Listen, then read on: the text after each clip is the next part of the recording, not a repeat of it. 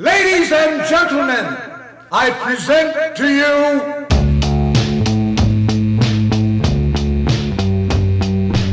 Hi there, and welcome to Self-Inflicted Aural Nostalgia, the Guided by Voices podcast, every GBV LP, every 2 weeks. My name is Jeff Gomez, and in this episode, I'll be looking at 1993's Vampire on Titus. But first, let me say that all music heard in this podcast is played and owned by Guided by Voices unless otherwise stated.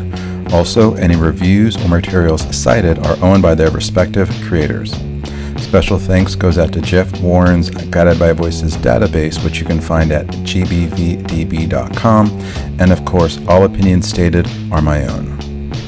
You can also subscribe for future episodes or listen to past episodes at everygbvlp.com.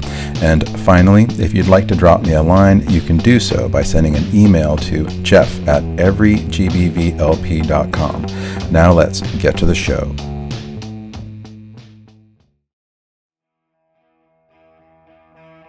Okay, we're now up to the 6th Guided by Voices LP, Vampire on Titus.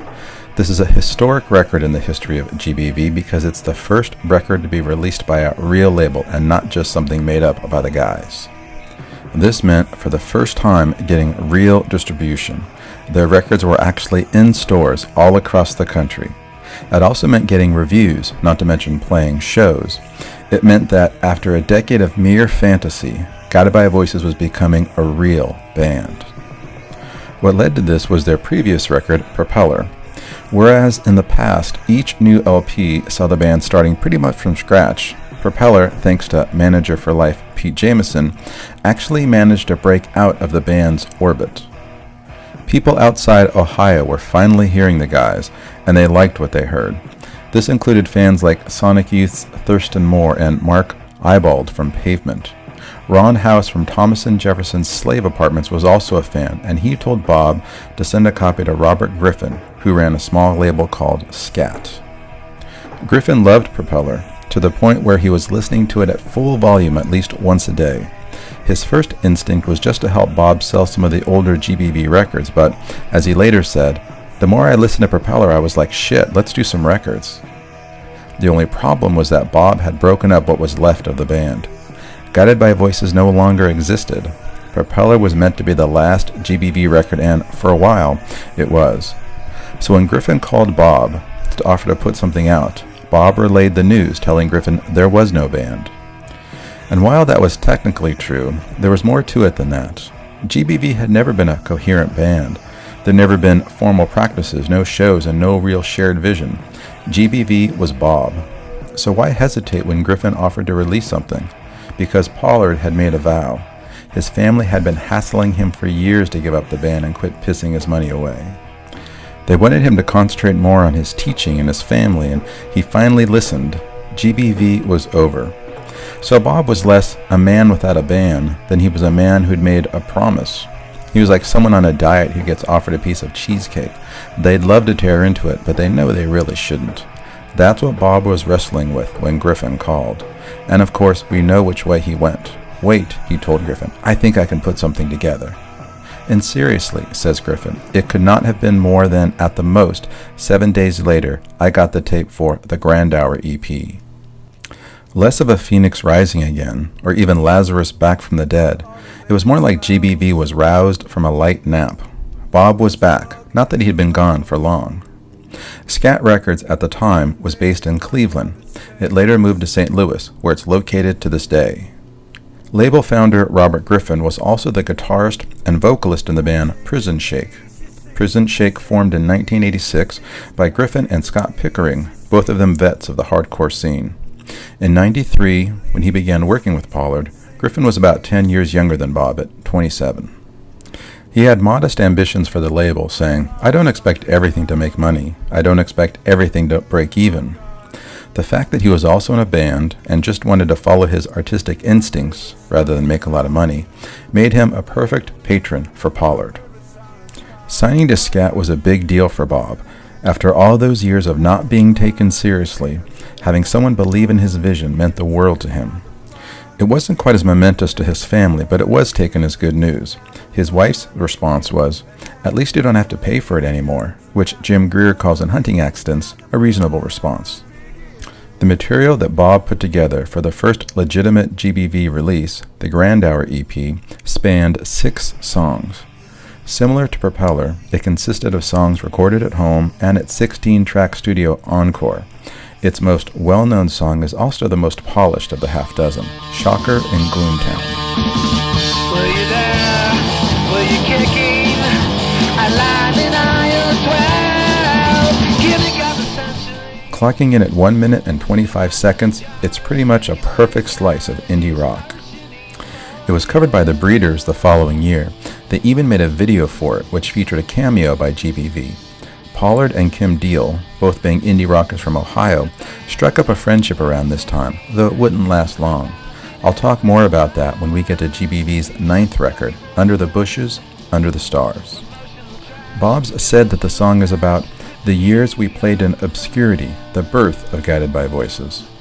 Bob could tell that something was happening with the band, and he figured, here's our 15 minutes of fame, and we'll bare our ass and no one will get to kiss it. 2 tracks on the EP provided the names for the next 2 GBV full-lengths, with the song Alien Lanes appearing on the first side and B-1000 closing out side 2. B-1000 has to be one of the weirdest GBV songs ever.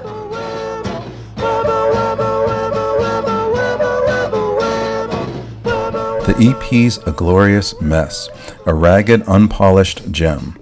GBV's introduction to the world couldn't be more true to Pollard's musical vision. It signaled that if the band was going to achieve any sort of success, it was going to be purely on Bob's terms. The full-length follow-up, Vampire on Titus, was just as ragged, if not more so. Greer describes it in Hunting Accidents as the noisiest, messiest, most poorly recorded record Bob had ever done. Which makes me wonder, why did Bob turn in what he turned in? Why send in new stuff that sounded so raw? He had so many songs left over from previous recording sessions, both professional and stuff done at home that sounded good. Songs that certainly sounded better than Vampire on Titus. Compilation King Shit and the Golden Boys alone collects no less than 7 songs that predate 1993, some of which sound really nice. So why not just put together an LP from stuff he already had? This was, after all, his big chance.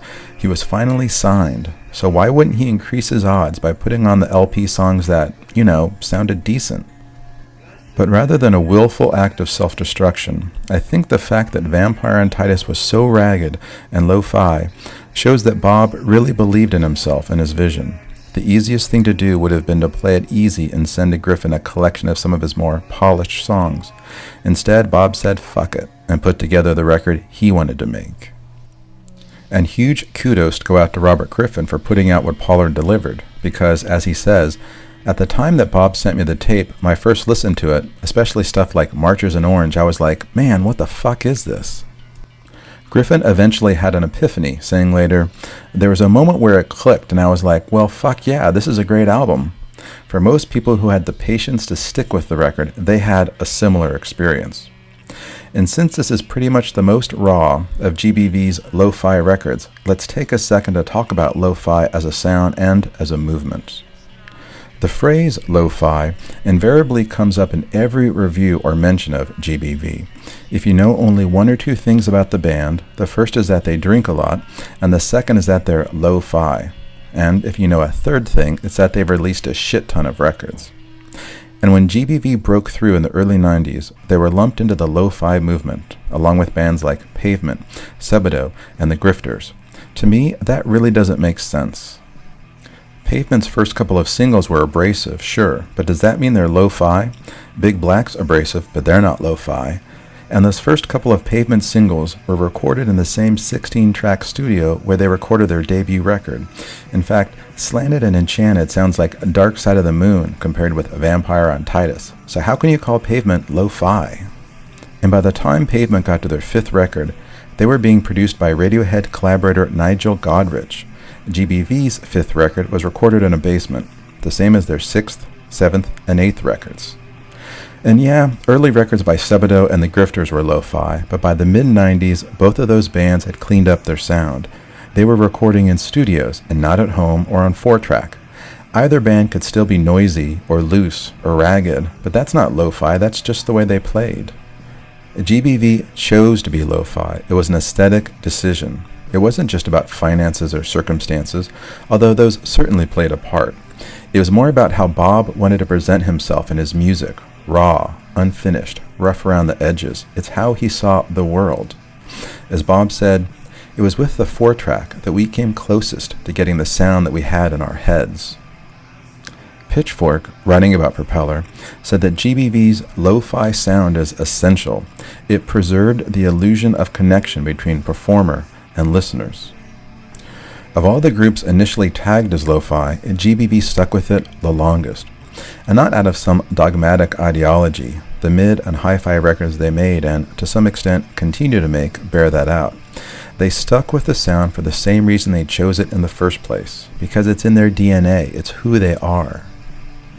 Titus was played and recorded by just Bob, his brother Jim, and Tobin Sprout.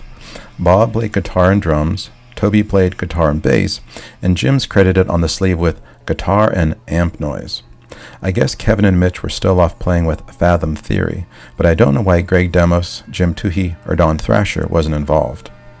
Had Bob run out of favors from these guys, or was Pollard too shy to even ask? Either way, this marks the slimmest incarnation of GBV until the 2016 record Please Be Honest, where it was just Bob.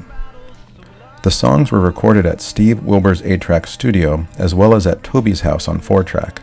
To my ears, since Titus sounds nothing like the first 4 GBV LPs, all of which were recorded at Wilbur's garage studio, I think most of the songs were recorded at Toby's. The cover is a great indicator of what you're likely to find inside. It looks totally handmade, the band's name and the record's title printed on a computer printer and then cut out and pasted on. The yellow of the cover is, I think, from a highlighter pen. If you look closely at the LP version, you can see the ink strokes. The illustration of the animals coming out of the plants goes back a few centuries. It first appeared in 1499 on the cover of the book The Travels of Sir John Mandeville by John Mandeville. What's pictured is a cotton plant with lambs coming out of the stalks. It must be a pretty famous illustration because it's popped up in a number of places. I even spotted it on the title page of Cormac McCarthy's screenplay, The Gardener's Son. The back cover has the song titles in burgundy type placed against a blue photograph. It's pretty hard to make out the song titles. That's probably why, for the 1996 reissue, the song titles were printed in yellow. The back also features a photo of Bob in a t-shirt drinking a beer with a guy standing behind him. The guy is Randy Campbell. Campbell's co-written 8 songs with Bob, including B-1000's A Big Fan of the Pigpen, to which he also contributed backing vocals. He also wrote and played on a few GBV songs that ended up on the Suitcase series. The photo is credited to Bruce Greenwald, the friend who took the cover photo for LP number 2, Sandbox. The sleeve also includes a credit for the title, which goes to Pollard's friend Jim Shepard. Similar to Mike Rep Hummel, the fixture on the Columbus scene who had helped Pollard with Propeller, Shepard was an Ohio musician who was in a number of bands, among them Vertical Slit, V3, and Ego Summit. Shepard also did lots of recording at home and had been releasing his own music since the 70s. He had also, the same as Bob, attracted the attention of tastemakers like Thurston Moore and Byron Coley, so you could see how he and Pollard would form a quick and fast friendship. One night, in awe of Bob's ability to write songs and come up with melodies, Shepard said that Pollard was like a vampire on Titus, sucking songs out of the earth. Titus was the street Bob was living on at the time, and bang, there's your title. Shepard's band V3 later signed a major label, American Recordings, and, in 1996, released the LP Photograph Burns. Around the same time, Shepard helped out on Pollard's first solo record, Not in My Air Force. Sadly, Shepard committed suicide in 1998 at the age of 44. Pollard later paid his respects to his friend by contributing a beautiful version of Shepard's song Bristol Girl for a 2001 tribute record entitled Matter Dominates Spirit. Vampire Titus was originally pressed on black vinyl, but for the 1996 repress, it was issued on black as well as yellow and brown swirled vinyl. The original CD version of Titus also included Propeller, whereas the 1996 version only had Vampire. It also looks like Matador reissued the record on vinyl in a limited edition in 1994. The LP version came with an insert that included handwritten lyrics and 2 illustrations, one of which was a female sphinx with wings sitting on a column. Being on a real label meant the band received the first real reviews of their career, and they had to be pleased by their reception. In the November issue of Spin magazine, in the Staff Selections Heavy Rotations section, the review starts out by asking, "Where in God's name did these out-there spacemen come from?" It described the band as a trio and compared them to such other gifted loons as Syd Barrett and Rocky Erickson. It went on to describe the songs as absurd sci-fi yarns, beautifully stored in chunks of over-modulated treble, and also cited the record's offhanded, winsome melodies. A bit more remarkably, Entertainment Weekly gave the record an A+, writing that it's a lo-fi tour de force featuring songs and fragments of such casual brilliance that you know the majors will soon come sniffing. Another thing that would bring the labels sniffing was GBV's High Decibel live show, which made its debut that summer. After agreeing to put out GBV's records, Griffin talked a very reluctant Bob into playing a gig in Manhattan as part of that year's New Music Seminar. They would be part of a showcase alongside Griffin's band Prison Shake, as well as New Bomb Turks, Zip Gun, Gaunt, and a few others. It had been 6 years since they last played, and they never played to New York City before, let alone at a historical venue like CBGB's. Not to mention that there was no band, but Bob didn't let any of that stop him. He got Dan Toohey back on bass, Mitch Mitchell back on guitar, and Kevin Fennell back on drums, along with Sprout on second guitar. And even though he played guitar on the records, Bob wanted to just sing. Pollard's first choice to play drums was actually Don Thrasher, who'd played on the previous record, Propeller. But Thrasher turned him down because his wife was pregnant. It was the first, but not the last, time Bob would lose a band member to domesticity. Bob's brother Jim also turned down the opportunity to be in the band, thinking that his skills weren't sufficient. "It's fine for when we were just fucking around in the basement," Jimmy said, "but I didn't have confidence that I could pull off playing in front of a bunch of people." Even those who chose to be in the band weren't that confident. The whole band was nervous about the show, Bob most of all, unsure about what their reception would be in the Big Apple. The star-studded audience didn't help. Henry Rollins was there, as were the Beastie Boys. To get through the show, as Bob said, "We did like 20 songs, bam, bam, bam, bam, Ramones style, out of nervousness. I didn't say anything between songs." They performed some of their best and most muscular songs, including Postal Blowfish and Shocker in Gloomtown. The crowd were blown away by the volume and the energy of the performance. This was nothing like their records. Griffin, who was as surprised as anybody by how muscular they were, described the dichotomy. They're like two different bands. They're like a rock band when they play, and the records are more psychedelic and experimental. Vampire and Titus, in terms of songs and running length, is the second shortest GBV record, packing in 18 songs at a bit over a half hour. 4 of those songs are under a minute, and none are over 3 minutes. The record opens with "Wished I Was a Giant."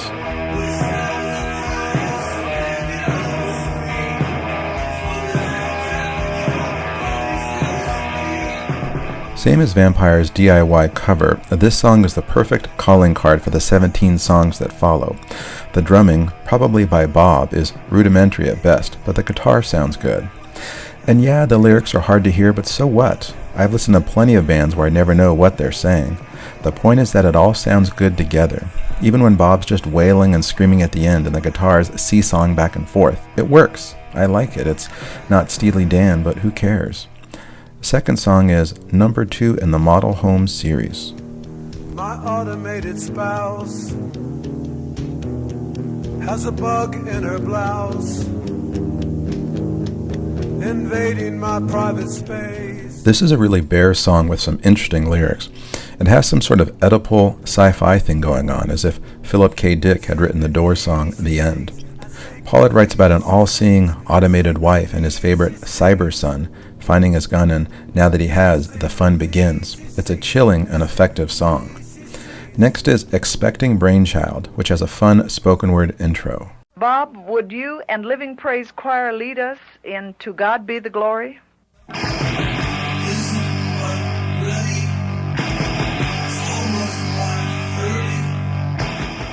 Sound-wise, it's an effective rocker. The drums are pretty basic. Dawn Thrasher from the previous record is sorely missed. That being said, the song doesn't lose much by being simple. The chorus, "It's time to draw the line," since Bob found himself at a crossroad in his life, could be seen as autobiographical. He knew that he was leaving behind one period of his life and about to enter another. However, and not to be a PC thug, but I'm not a real fan of the word faggot, which is used in the song. Pollard lists scholars and flunkies along with faggots and junkies. The word reappears on Hit from Alien Lanes, as well as the Acid Ranch song Frogman. I'll give Pollard the benefit of the doubt in terms of why he chose an ugly word like this, but I do find it a bit troubling, and it's not a lot of fun to hear. Fourth song is Superior Sector Janitor X.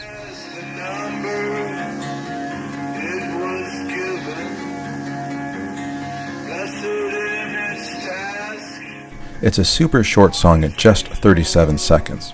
It seems to hint, same as the second song, at some sort of dystopian future, Pollard writing that, "in this bitter world, known only as a number."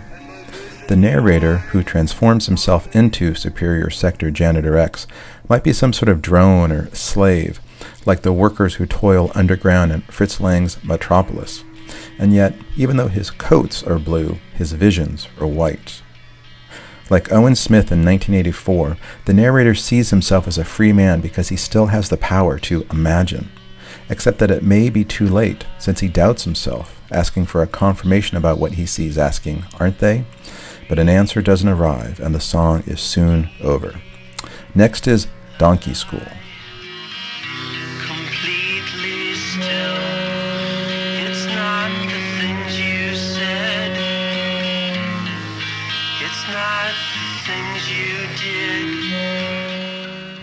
This is a really nice Tobin Sprout song, and it's the first time he got his own song on a GBV record.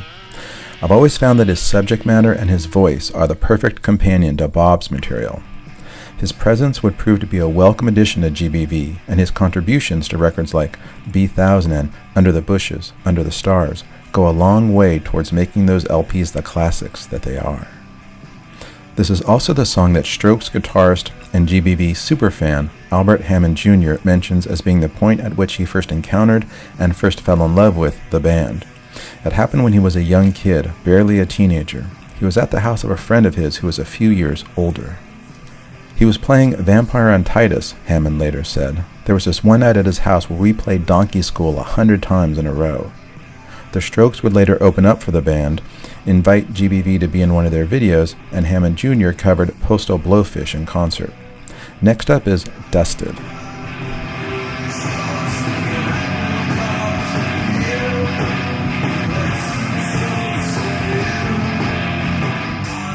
The music, again, is pretty basic. The drumming's mostly just pounding, and I don't hear much beyond one distorted guitar, except at the end when there's a solo that plays the song out. The lyrics, though, are amazing. It's written in an almost archaic style, as if Pollard wanted the language to match the antiquated woodcut of the LP's cover. If it began life as a poem, I wouldn't be surprised. He writes, "Comes the sign of wasted times, I will wait no more.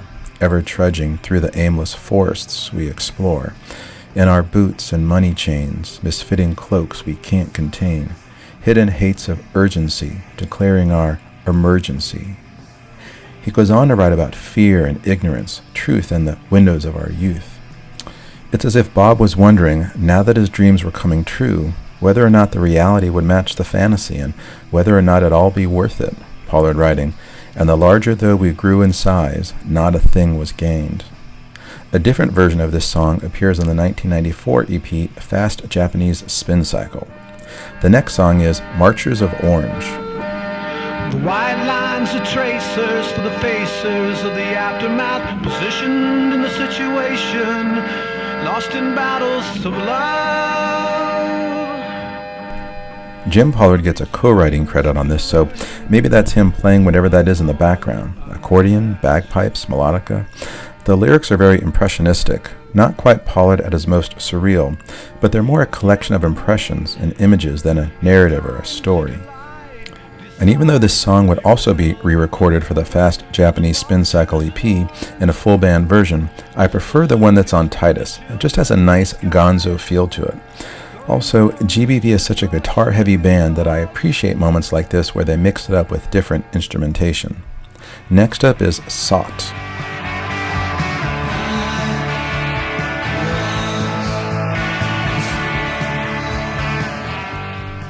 This Pollard Sprout co-write is the most polished and melodic song on side 1, if not the whole record. It has a nice lead line and bass, and it sounds a lot more fleshed out than the other songs. GBV's only played this song once, at that first show in New York at CBGB's, but Tobin played it a handful of times in 2004 when he opened up for GBV on the Electrifying Conclusion tour. The refrain, "There's nothing I'd rather do than be here right now," could relate to the band, the sort of rallying cry mission statement that was all over Propeller, if only ironically. But since the word sought means a habitual drunkard, it might just be another love song to alcohol, same as Drinker's Peace. Either way, it's pretty great. Final song on side 1 is World of Fun. It's a world of fun, don't lie to me. I'm thinking it's all open for a chance to break your heart. It's a short acoustic song, clocking in at just under a minute. It's a nice song and a good way to end the first side. First song on side 2 is Jar of Cardinals.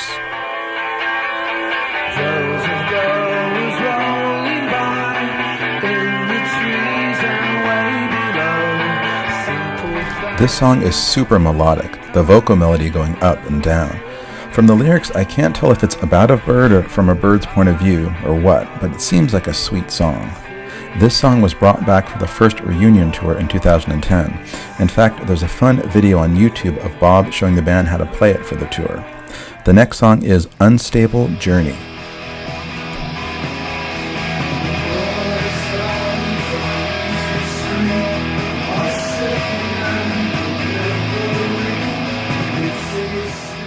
This song doesn't do much for me. It doesn't bother me that it's lo-fi, but the drums at the beginning are off the beat, and overall it just seems willfully sloppy. It feels like filler. Next is E5.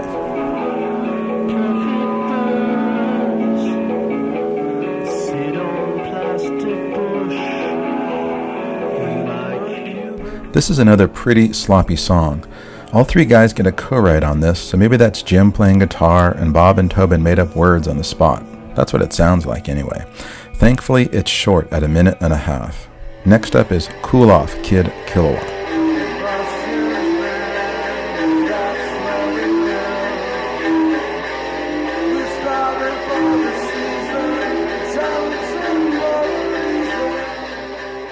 This is another short, lo-fi song where all 3 guys get a writing credit. And again, it sounds like Bob's just making up any old thing to sing on top of a tune that's not really there. In the lyrics, he asks, "Isn't it interesting? Isn't it odd?" Odd, maybe, but not too interesting. Since this is the 3rd song in a row that's just sort of so-so, for me, Titus begins to lose steam around now. Thankfully, it's Tobin Sprout to the rescue with the next song, Gleamer.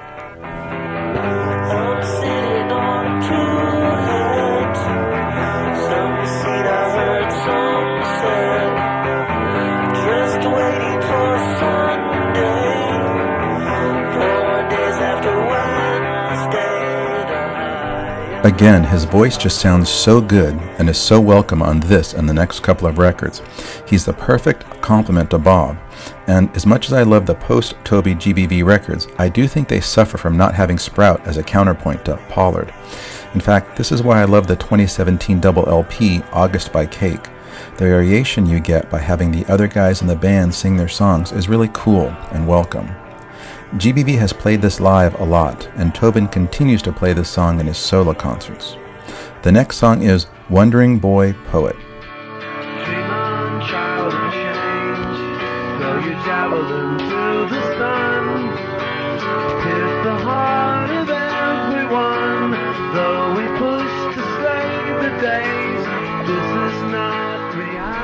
It's another song where Bob's commenting on his new life and his chance at fame and fortune, writing, "The cup is only being filled for a chance to have it spilled." He knows that every dream has a dark side, and that just because your fantasy comes true, you won't necessarily live happily ever after. Next up is What About It? It's a way out life. Yes, indeed. It's a strange effect. It's another super bear song. Sprout comes in towards the end, but I could do with more of him on this song. Otherwise, it just sounds like Bob making up words while Jim makes noise in the background. Second to last song is Perhaps Now the Vultures.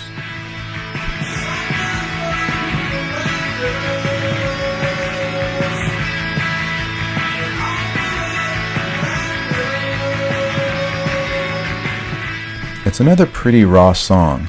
That being said, it's one of the few songs on the record where I hear any bass guitar. The line, "Consider this a failure, so be it," could be Pollard's challenge to the listener about this song, if not the whole record. Final song is Non-Absorbing.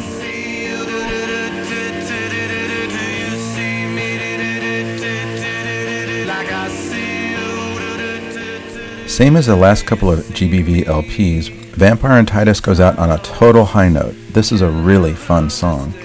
The repeated refrain of "Do you see me like I see you" is insanely catchy and always manages to get stuck in my head for days whenever I hear this song. Bob has said that the song's about independence and identity, as well as trying to find out who the fuck you are and who the fuck other people are. It was the only song from the record to be featured on the 2003 Best Of Human Amusements at Hourly Rates. So as we wrap up talking about Vampire and Titus, let's take another look at what happened in 1993 for GBV. Their first official records were released, and they received rave reviews in national publications. The band played their first show in 6 years, and their live show was received just as well as their records. It was finally happening. As Bob told his wife after a 4-day trip to New York that was a whirlwind, "Things will never be the same, we just made it." Think about what that meant to Pollard at 36. When guys like Bob's heroes John Lennon and Pete Townsend made it, they were in their early 20s. They were probably cocky enough to think that it was inevitable. They just deserved it. But look at Pollard, father of 2, school teacher from a suburb of Ohio, weekend warrior pushing 40 who recorded in his basement. These kinds of things just didn't happen, and yet it just did, and it happened to him.